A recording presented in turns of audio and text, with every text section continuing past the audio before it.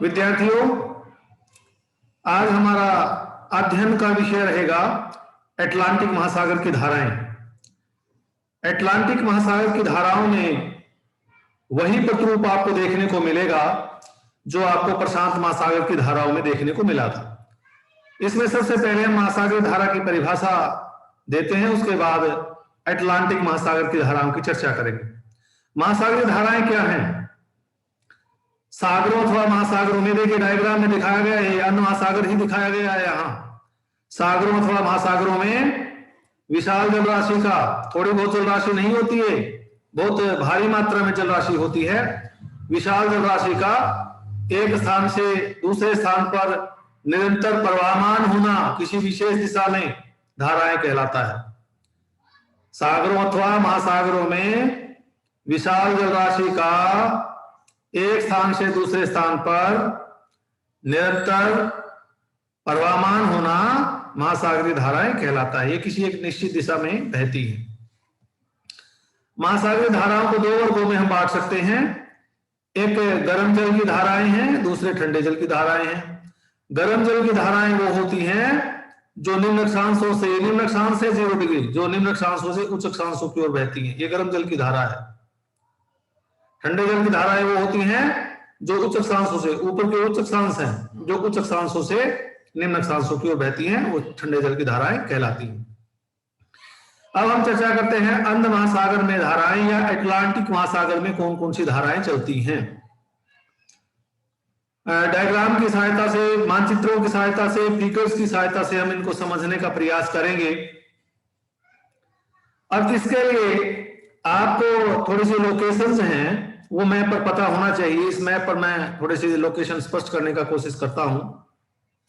देखिए इस मानचित्र पर ये उत्तरी अमेरिका महाद्वीप और मध्य अमेरिका है, ये बीच में, नीचे दक्षिण अमेरिका महाद्वीप, उत्तर अमेरिका महाद्वीप का मानचित्र है, ये बीच में मध्य अमेरिका है और नीचे दक्षिण अमेरिका। ये देखिए यहाँ ग्रीनलैंड है, आइसलैंड, ये ग्रीनलैंड और मध्य अमेरिका, सॉरी उत्तर अमेरिका महाद्वीप के बीच में बैफिन की खाड़ी है। ये बैफिन आइसलैंड, डेविस जलडमरू, ये लेब्राडोर राज्य है यहाँ कनाडा का, ये न्यू फाउंडलैंड राज्य है, और ये जो कलर दिखाया गया है ग्रांड बैंक है। ये हैलिफैक्स बंदरगाह है यहाँ, ये केप कॉड है, केप हाटेरास, ये फ्लोरिडा राज्य है यहाँ, ये जो उभरा हुआ भाग दिखाई दे रहा है, और ये फ्लोरिडा स्टेट यानी फ्लोरिडा जलडमरू, ये मैक्सिको की खाड़ी, यूकाटन, ये चैनल जो पीला दिखाया गया है यूकाटन चैनल बोलते हैं, संकरा रास्ता है ये एंटाइल्स द्वीप समूह, ग्रेटर एंटाइल्स है, ये लेसर एंटाइल्स है, ये कैरेबियन सागर है यहाँ, ये मध्य अमेरिका है। इसको मैं क्यों बता रहा हूं, ताकि जब मैं विभिन्न स्थानों के नाम बोलूं आपको क्लियर हो जाए कि यहाँ क्या बोला जा रहा है। इसको मैं थोड़ा सा एनलार्ज करके दिखा दूं आपको, ऊपर से नीचे आप इनको आराम से पढ़ सकते हैं। स्लाइड रोककर इनकी पहले आप जानकारी रखेंगे तो आपको धाराओं को समझने में आसानी पड़ेगी, इसलिए इस मानचित्र की जानकारी आप अवश्य रखें। बार बार में इन मानचित्रों को देखें, कहाँ क्या दिखाया गया है। ये देखिए यूकाटन चैनल है, मैक्सिको की खाड़ी है, फ्लोरिडा राज्य है यूएसए का, ये फ्लोरिडा जलडमरू है, ये ग्रेटर एंटाइल्स है, ये लेसर एंटाइल्स है, ये वेस्ट इंडीज, वेस्ट इंडीज काफी द्वीपों का समूह, ये वेस्ट इंडीज कहलाता है पूरा का पूरा।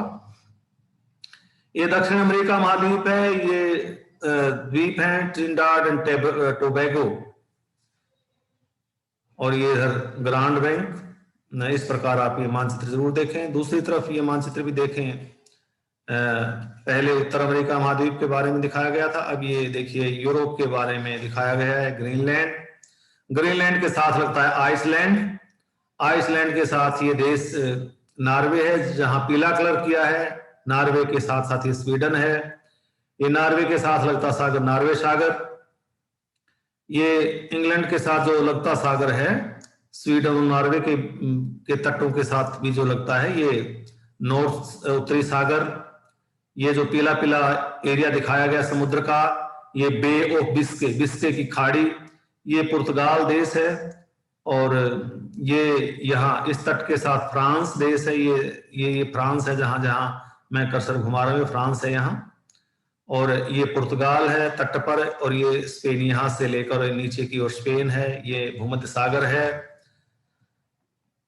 ये कैनारी द्वीप है यहाँ अफ्रीका के साथ, और यहाँ भी कुछ द्वीप हैं जिनको बोलते हैं ओजोर्स द्वीप समूह। यहाँ ये पुर्तगाल से पश्चिम में समुद्र में छोटे छोटे द्वीप हैं, ओजोर्स जिनको कहते हैं।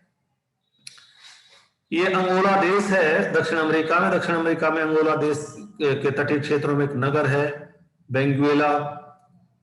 ये डी साओ केप है, ये दक्षिण अमेरिका महाद्वीप की। ये फॉकलैंड है। तो इन लोकेशंस का यदि आपको पता होगा, आपको ये प्रश्न करने में समझने में आसानी रहेगी। अब हम धाराओं की चर्चा करते हैं। सबसे पहले जो धारा रहेगी वो उत्तर भूमध्य रेखीय गर्म धारा। ये देखिए नंबर 1 पर है उत्तर भूमध्य रेखीय गर्म धारा। देखिए कहां से आरंभ होती है, क्यों विकसित होती है। ये धारा भूमध्य रेखा है। ये भूमध्य रेखा के उत्तर में अफ्रीका के पश्चिमी तटों से आरंभ होकर पूर्व में आरंभ होकर पश्चिम में दक्षिण अमेरिका के उत्तरी पश्चिमी तटों तथा एंटाइल्स द्वीप समूह की ओर बहती है। और ये क्यों बहती है? क्योंकि यहां पर उत्तरी पूर्वी व्यापारिक पवनें चलती हैं। इस धारा की उत्पत्ति का कारण यहां चलने वाली उत्तरी पूर्वी व्यापारिक पवनें हैं। कहां से आरंभ हुई? अफ्रीका के पश्चिमी तटों के पास से आरंभ होकर कहां गई? दक्षिण अमेरिका के उत्तरी पूर्वी तटों, पहले मुझे लगता गलत बोला गया था, उत्तरी पूर्वी तट है, उत्तरी पूर्वी तटों। और ये एंटाइल्स द्वीप है, ये लेसर एंटाइल्स है, ये ग्रेटर एंटाइल्स है। एंटाइल्स द्वीप समूहों तथा दक्षिण अमेरिका के उत्तरी पूर्वी तटों की ओर बहती है। ये धारा एंटाइल्स द्वीप समूह के पास जाकर 2 भागों में बट जाती है। ये देखिए दोबारा फिर सुनिए इसके बारे में। कौन सी धारा है? उत्तर भूमध्य रेखीय गर्म धारा। उत्तर भूमध्य रेखीय गर्म धारा कहां से कहां गई ये बताना है, क्यों उत्पन्न हुई ये बताना है, कहां है ये बताना है। ये धारा भूमध्य रेखा के उत्तर में अफ्रीका के पश्चिमी तटों से आरंभ होकर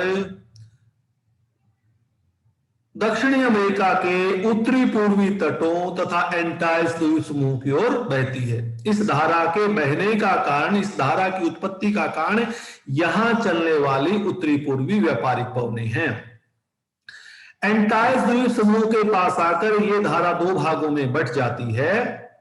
एक एंटाइल्स की धारा, दूसरी कैरेबियन धारा। अब हम चर्चा करते हैं नंबर 2 एंटाइल्स की धारा। उत्तर भूमध्य रेखीय धारा एंटाइल्स द्वीप समूह के पास आकर 2 भागों में बट जाती है।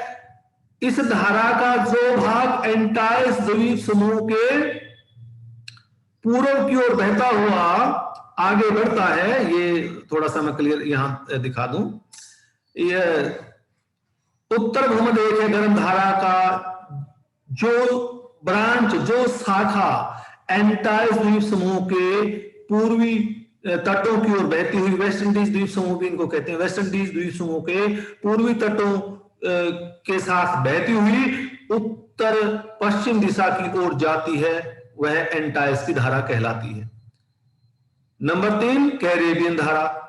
उत्तर भूमध्य रेखीय धारा का जल एंटाइल्स द्वीप समूह के दक्षिण को होता हुआ कैरेबियन सागर में चला जाता है, और यह जल युकाटन चैनल को पार करता हुआ मैक्सिको की खाड़ी में चला जाता है। तो इस प्रवाह को हम कैरेबियन धारा कहते हैं। कैरेबियन धारा कौन सी हुई? उत्तर भूमध्य रेखीय धारा का कुछ जल ये एंटाइल्स द्वीप समूह, एंटाइल्स द्वीप समूह के दक्षिण में होता हुआ कैरेबियन सागर में चला जाता है और यह जल कैरेबियन सागर को युकाटन चैनल के माध्यम से पार करता हुआ मैक्सिको की खाड़ी में पहुंच जाता है। तो इस प्रवाह को, पानी के इस प्रवाह को हम कहते हैं कैरेबियन धारा। 3 हो गई, चौथी है फ्लोरिडा की धारा। अब ये 4 नंबर, ये देखिए 4 नंबर लिखा है, 4 यहां फ्लोरिडा की धारा। मैक्सिको की खाड़ी में कैरेबियन धारा द्वारा निरंतर जल जमा होता रहता है। कैरेबियन की धारा निरंतर मैक्सिको की खाड़ी में जल डालती रहती है। परिणाम स्वरूप यहां से जल फ्लोरिडा जलडमरू को पार करता हुआ खुले समुद्र की तरफ तटों के समानांतर बहता हुआ आगे बढ़ता है, जिसे हम फ्लोरिडा की धारा कहते हैं। ये फ्लोरिडा की धारा और दूसरी तरफ एंटाइस की धारा लगभग 30 डिग्री अक्षांश के आसपास आपस में मिल जाती है। नंबर 4 फ्लोरिडा की धारा बताया मैंने। क्या बताया, कैसे उत्पन्न हुई? कैरेबियन धारा द्वारा बहुत सा जल मैक्सिको की खाड़ी में डाला जाता है। मैक्सिको की खाड़ी का जल स्तर बढ़ जाता है। परिणाम स्वरूप वहां से जल का बहाव फ्लोरिडा स्ट्रेट, ये फ्लोरिडा स्ट्रेट है, फ्लोरिडा जलडमरू की ओर होने लगता है और यह जल फ्लोरिडा जलडमरू मध्य को पार करता हुआ तट के समानांतर खुले समुद्र में बहने लगता है। और यहां फ्लोरिडा की धारा में लगभग 30 डिग्री अक्षांश के आसपास एंटाइस की धारा का जल भी शामिल हो जाता है, जिसे हम फ्लोरिडा, जिसे आगे जाकर संयुक्त नाम गल्फ स्ट्रीम दिया गया है। आगे है 5वां नंबर, गल्फ स्ट्रीम। हॉटेरस द्वीप के दक्षिण में एंटाइस की धारा और फ्लोरिडा की धारा का जल आपस में मिल जाता है और इस संयुक्त जल को, दोनों धाराओं के इस संयुक्त जल को गल्फ स्ट्रीम नाम दिया गया है। ये हॉटेरस कैप है। हाँ, हॉटेरस कैप से आगे जो जल खुले समुद्र में खूब चौड़ाई में बहता है उसे हम गल्फ स्ट्रीम का नाम देते हैं। और यह गल्फ स्ट्रीम न्यूफाउंडलैंड के दक्षिण में स्थित ग्रांड बैंक तक बहती है और यहां लगभग ग्रांड बैंक के पास आकर पछुआ पवनों के प्रभाव में यह धारा पूर्व की ओर मुड़ जाती है। 5वें नंबर पर कौन सी धारा बताई थी? 5वें नंबर पर धारा बताई थी गल्फ स्ट्रीम। गल्फ स्ट्रीम कौन सी है? एंटाइस की धारा और इधर से फ्लोरिडा की धारा लगभग 30 डिग्री अक्षांशों के आसपास मिल गई और जब ये 30 डिग्री अक्षांशों के पास आपस में मिली, इसका नाम हो गया गल्फ स्ट्रीम। और ये गल्फ स्ट्रीम खुले समुद्र में बहती है। इसके एक ओर तो सार्गेसो सागर है यहाँ और दूसरी ओर यहाँ ठंडे जल की धारा है, यानी ठंडे जल का समुद्र है। और ये ठंडा जल संभवतः जो लेब्राडोर की धारा तट के साथ साथ आगे बढ़ती है उस कारण यहाँ ठंडा जल पाया जाता है। यानी गल्फ स्ट्रीम सार्गेसो सागर और तट के साथ लगते ठंडे जल के बीच बहती है और यह धारा लगभग 45 डिग्री अक्षांशों के आसपास तक, 45 डिग्री अक्षांश और 45 डिग्री वेस्ट देशांतर रेखा, या ये कह लीजिए यहाँ ग्रांड बैंक है समुद्र में, चबूतरा है बहुत बड़ा, ग्रांड बैंक तक बहती है। छठी है उत्तर अटलांटिक ड्रिफ्ट या उत्तरी अटलांटिक अपवाह। ग्रांड बैंक के पास जाकर गल्फ स्ट्रीम पछुआ पवनों के प्रभाव में आकर पश्चिम से पूर्व की ओर मुड़ जाती है और यह गल्फ स्ट्रीम अनेक शाखाओं में बट जाती है। कुछ शाखाएं उत्तर पश्चिम की ओर बहने लगती हैं, कुछ शाखाएं पूर्व की ओर बहने लगती हैं और कुछ शाखाएं उत्तर पूर्व की ओर बहने लगती हैं। यानी ग्रांड बैंक के पास आकर कौन सी धारा, गल्फ स्ट्रीम, अनेक शाखाओं में बढ़ जाती है। कुछ शाखाएं ये देखिए पूर्व की ओर बह रही हैं, कुछ शाखाएं उत्तर पूर्व की ओर बह रही हैं, कुछ शाखाएं थोड़ा सा अगर इसके रेफरेंस में देखें उत्तर पश्चिम की ओर बह रही हैं। तो इन सभी संयुक्त शाखाओं का या संयुक्त धाराओं का नाम उत्तर अटलांटिक अपवाह दिया गया है। ये देखिए 6 ये देखिए कितने जगह 6 यानी जहां 6 लिखा है, जहां 6 लिखा है, तो सारा का सारा उत्तर अटलांटिक अपवाह है। इसके मुख्य रूप से 2 शाखाएं हैं उत्तर अटलांटिक अपवाह की। एक शाखा तो उत्तर पूर्व दिशा में बहती है, उत्तर पूर्व दिशा में बहती हुई ये शाखा भी 3 भागों में बट जाती है। इसका एक भाग नॉर्वे देश के तटों के साथ, ये नॉर्वे देश है, यहां नॉर्वे देश के तटों के साथ बहता हुआ नॉर्वे समुद्र में प्रवेश कर जाता है, जिसे हम नॉर्वेजियन धारा कहते हैं। इसका दूसरा भाग, किसका दूसरा भाग, यानी जो 6 नंबर धारा है, यह उत्तर अटलांटिक अपवाह के मुख्य रूप से 2 भाग बताए हैं। एक भाग उत्तरी पूर्वी, ये उत्तरी पूर्वी भाग है, दूसरा भाग है पूर्वी। अब उत्तरी पूर्वी की शाखाएं हम बता रहे हैं। यहाँ उत्तरी पूर्वी की कई शाखाएं हैं। एक शाखा नॉर्वे के तटों के साथ बहती हुई नॉर्वे सागर में चली जाती है, जिसे हम नॉर्वेजियन धारा कहते हैं। किसकी दूसरी शाखा, जिसका नाम इर्मिंगर है, वह आइसलैंड की तरफ बहती हुई आगे बढ़ जाती है। आइसलैंड देश है, यहाँ आइसलैंड है, ये जहां मैं कर्सर घुमा रहा हूं, आइसलैंड की तरफ बहती है। इसकी तीसरी शाखा ग्रीनलैंड के तटों, पूर्वी तटों के साथ बहती हुई आगे बढ़ जाती है। उत्तरी अटलांटिक अपवाह की दूसरी मुख्य शाखा, जिसको हम पूर्वी शाखा कहते हैं, पूर्व की ओर बहती है, और पूर्व की ओर बहती हुई यह है ओजोर्स, ये पुर्तगाल, स्पेन और फ्रांस के तटों की ओर आगे बढ़ती है। यहां इस धारा का जल भी 3 भागों में बट जाता है। इसका कुछ जल बे ऑफ बिस्के में चला जाता है, इसका कुछ जल किसका, पूर्वी शाखा का, इसका कुछ जल भूमध्य सागर में प्रवेश कर जाता है, और इसका जो अधिकांश जल है वह स्पेन और पुर्तगाल के तटों के साथ बहता हुआ दक्षिण में कैनारी द्वीप समूह की ओर चला जाता है। यहाँ कैनारी द्वीप समूह है, कैनारी है यहां जहां मेरा कर्सर है, यहाँ कैनारी द्वीप समूह। तो ये थी आपकी उत्तरी अटलांटिक अपवाह। आगे 7 नंबर कैनारी धारा, ये 7 नंबर है। उत्तरी अटलांटिक अपवाह की पूर्वी शाखा का जल पुर्तगाल तथा स्पेन के तटों के साथ होता हुआ दक्षिण की ओर बढ़ जाता है, और दक्षिण की ओर वह कैनारी द्वीप समूह की ओर बहता हुआ भूमध्य रेखीय धारा में शामिल हो जाता है, जिसे हम कैनारी की धारा कहते हैं। कैनारी की धारा इसका नाम क्यों है, यहां पर जहां मेरा कर्सर है, लगभग यहां जहां मेरा कर्सर है, यहां पर कैनारी द्वीप हैं। यानी कैनारी की धारा क्या हुई, उत्तरी अटलांटिक अपवाह की पूर्वी शाखा पुर्तगाल और स्पेन के तटों के पास आकर दक्षिण की ओर मुड़ जाती है, और यह कैनारी द्वीपों के साथ बहती हुई उत्तर भूमध्य रेखीय धारा में शामिल हो जाती है, जिसे हम कैनारी की धारा कहते हैं, और यह ठंडी धारा है।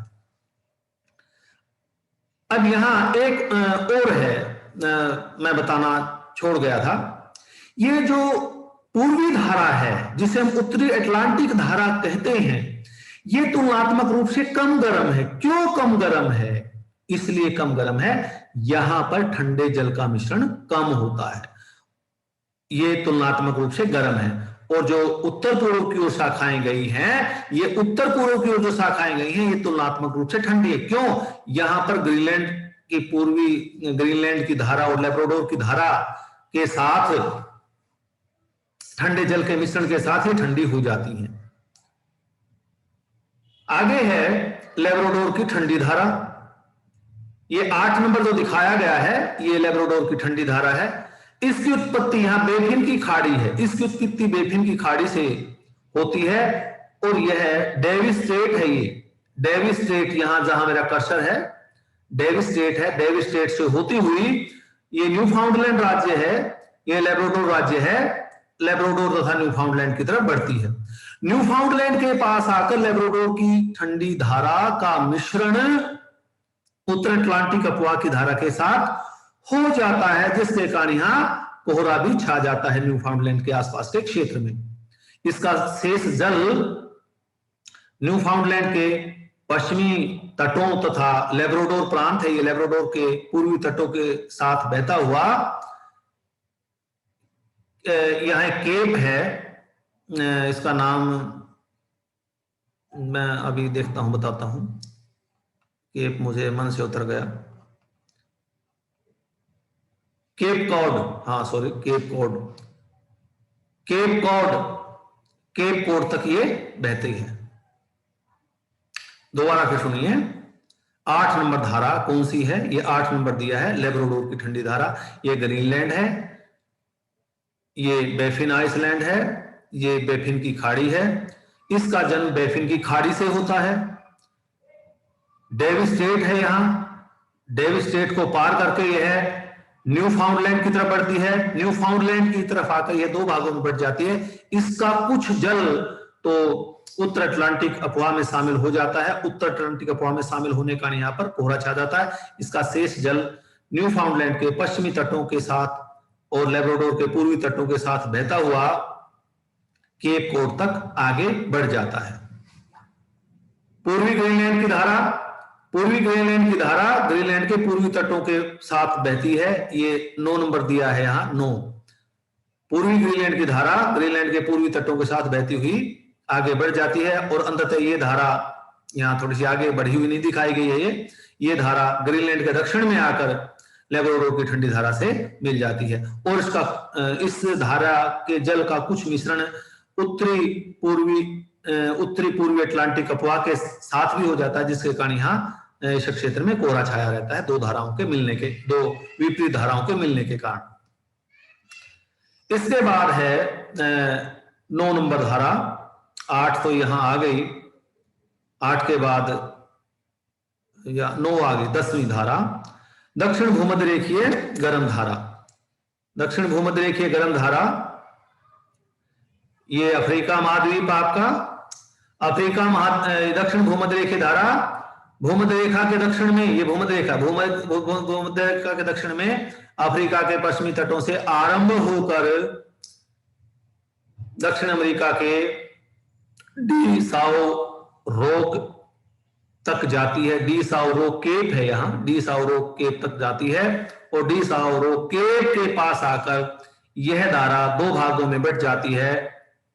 इसका कुछ जल दक्षिण अमेरिका महाद्वीप के उत्तर पूर्वी तटों के साथ बहता हुआ ट्रिनिडाड और टोबैगो आइसलैंड है, यहाँ ट्रिनिडाड और टोबैगो आइसलैंड के पास उत्तर भूमध्य रेखीय धारा में शामिल हो जाता है। इसका शेष जल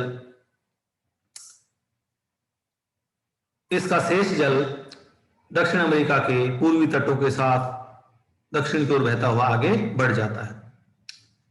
धारा कौन सी बताए? दक्षिण भूमध्य रेखीय धारा कहां से उत्पन्न हुई? अफ्रीका के पश्चिमी तटों से कहां गई?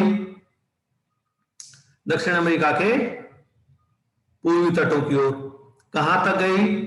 डी साओ रोक के पास जाकर क्या हुआ? 2 भागों में बट गई। इसका उत्तरी कुछ जल, ये कौन सा महाद्वीप है? दक्षिण अमेरिका महाद्वीप। दक्षिण अमेरिका महाद्वीप के उत्तरी पूर्वी तटों के साथ बहती हुई आगे बढ़ गई। भूमध्य रेखा को पार करके ट्रिनिडाड टोबैगो द्वीपों के पास आकर उत्तर भूमध्य रेखीय धारा में शामिल हो गई। इसका दूसरा भाग डी साओ रोक केप के पास आकर दक्षिण की तरफ मुड़कर तटों के साथ बहने लगा। क्यों उत्पन्न हुई? क्योंकि यहां पर दक्षिणी पूर्वी व्यापारिक पवनें चलती हैं। आगे ब्राजीलियन धारा, ये 11 नंबर दिखाया गया, 11 नंबर ब्राजीलियन धारा या ब्राजील की धारा, ये गर्म धारा है। वहीं से उठाना पीछे से। दक्षिण भूमध्य रेखीय धारा का जल डी साओ रोक केप के पास आकर 2 भागों में बढ़ जाता है। इसका कुछ जल तो उत्तर में चला जाता है, कुछ जल दक्षिण अमेरिका महाद्वीप के पूर्वी तटों के साथ बहता हुआ दक्षिण की ओर आगे बढ़ जाता है। इसे हम ब्राजीलियन धारा कहते हैं। ब्राजीलियन धारा का विस्तार 40 डिग्री अक्षांश के आसपास तक है। 40 डिग्री अक्षांश के पास आकर यह पछुआ पवनों के प्रभाव में आकर पश्चिम से पूर्व की ओर मुड़ जाती है। आगे है दक्षिण अटलांटिक अपवाह, यहीं से उठाएंगे पीछे से। ब्राजील की धारा 40 डिग्री अक्षांशों के पास आकर पछुआ पवनों के प्रभाव में आकर पश्चिम से पूर्व की ओर बहने लगती है। यह अफ्रीका के दक्षिणी तटों की ओर बहती है और दक्षिण अफ्रीका के तटों के पास जाकर यह धारा दो भागों में बढ़ जाती है। इस धारा का कुछ जल तो दक्षिण हिंद महासागरीय अपवाह में शामिल हो जाता है और इसका कुछ जल अफ्रीका के पश्चिमी तटों के साथ बहता हुआ उत्तर की तरफ चला जाता है। यह है दक्षिण अटलांटिक अपवाह। क्या हुआ, यहां ब्राजील की धारा थी। ब्राजील की धारा 40 डिग्री अक्षांश के आसपास पछुआ पवनों के प्रभाव में आई। पछुआ पवनों के प्रभाव में पानी खुले समुद्र में खूब चौड़ाई में पश्चिम से पूर्व की ओर बहने लगा और यह बहता हुआ अफ्रीका के तट की ओर चला जाता है। अफ्रीका के तट के पास आकर यह इस धारा का जल दो भागों में बढ़ जाता है। इसका कुछ जल अफ्रीका के दक्षिणतम तट को क्रॉस करके पार करके हिंद महासागरीय दक्षिण हिंद महासागरीय धारा में शामिल हो जाता है। इसका शेष जल अफ्रीका के पश्चिमी तटों के साथ बहता हुआ उत्तर की ओर बढ़ जाता है। आगे 13 नंबर बेंगुएला की धारा। बेंगुएला क्या है, ये 13 नंबर जो दिखाई गई बेंगुएला की धारा है। बेंगुएला क्या है ये मैं बता दूं आपको। ये अंगोला देश है दक्षिण अमेरिका में, अफ्रीका में। अफ्रीका में ये अंगोला देश है। अंगोला देश के जो तट है, तट के मध्यवर्ती भाग में बेंगुएला नगर है और इसी कारण इस धारा का नाम बेंगुएला की धारा पड़ गया। अब यहां पीछे से उठाएंगे मामला। दक्षिण अटलांटिक अपवाह अफ्रीका के तट के पास आकर तट का अवरोध पाकर दो भागों में बढ़ जाता है। इसका कुछ जल अफ्रीका के पश्चिमी तटों के साथ तथा बेंगुएला नगर के पास से बहता हुआ दक्षिण भूमध्य रेखीय गर्म धारा में शामिल हो जाता है, जिसे हम बेंगुएला की धारा कहते हैं। यह ठंडे जल की धारा है। क्यों, उच्च अक्षांशों से निम्न अक्षांशों की ओर जा रही है।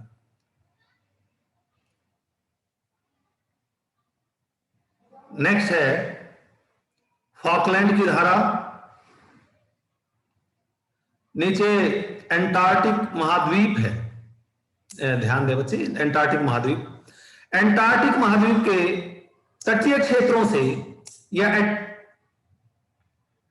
अटलांटिक महाद्वीप के साथ लगते समुद्रों से एक धारा फॉकलैंड, ये फॉकलैंड द्वीप है, फॉकलैंड तथा दक्षिण अमेरिका के पूर्वी तटों की ओर बहती है, जिसे हम फॉकलैंड की धारा कहते हैं। ये ठंडी धारा है क्योंकि ये एंटार्क्टिका महाद्वीप की ओर से बह रही है। एंटार्क्टिका महाद्वीप के आसपास के समुद्रों में बहुत सारे हिमखंड होते हैं। ये धारा बहुत सारे हिमखंड फॉकलैंड द्वीप के आसपास लेकर आती है, जिसके कारण इस क्षेत्र में यहाँ नेविगेशन की समस्या भी आती है।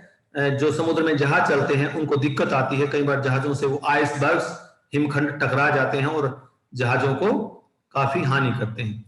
और यह फॉकलैंड की धारा 40 से 45 डिग्री अक्षांशों के पास जाकर दक्षिण अटलांटिक अपवाह में शामिल हो जाती है। और यहां पर जब यह धारा दक्षिण अटलांटिक अपवाह में शामिल होती है, यहां पर इस क्षेत्र में कोहरा छा जाता है, क्योंकि दो विभिन्न प्रकृति की धाराएं मिलती हैं। यहां लास्ट है प्रतिभूमध्य रेखीय गर्म धारा। प्रतिभूमध्य रेखीय धारा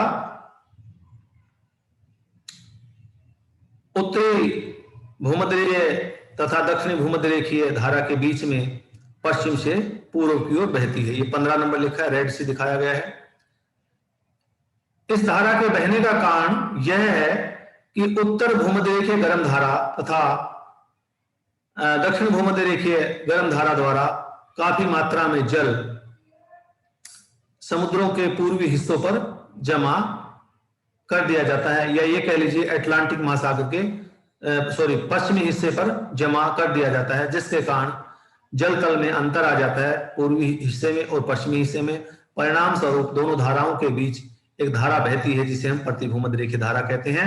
ये धारा बहुत तेज नहीं है, बिल्कुल क्षीण धारा है, मंद धारा है, और ये हर जगह देखने को भी नहीं मिलती।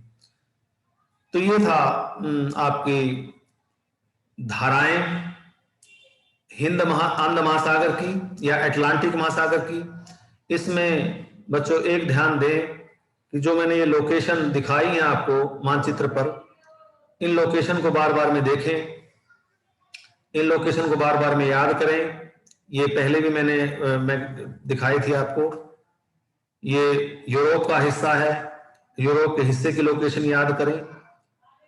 ये अफ्रीका है, अंगोला कहाँ है, फाकलैंड कहाँ है, डी साओ रो कहाँ है, और ये कौन से द्वीप हैं, ये कौन सी जगह है, ये कौन सी जगह, इनको याद ध्यान रखें इनको।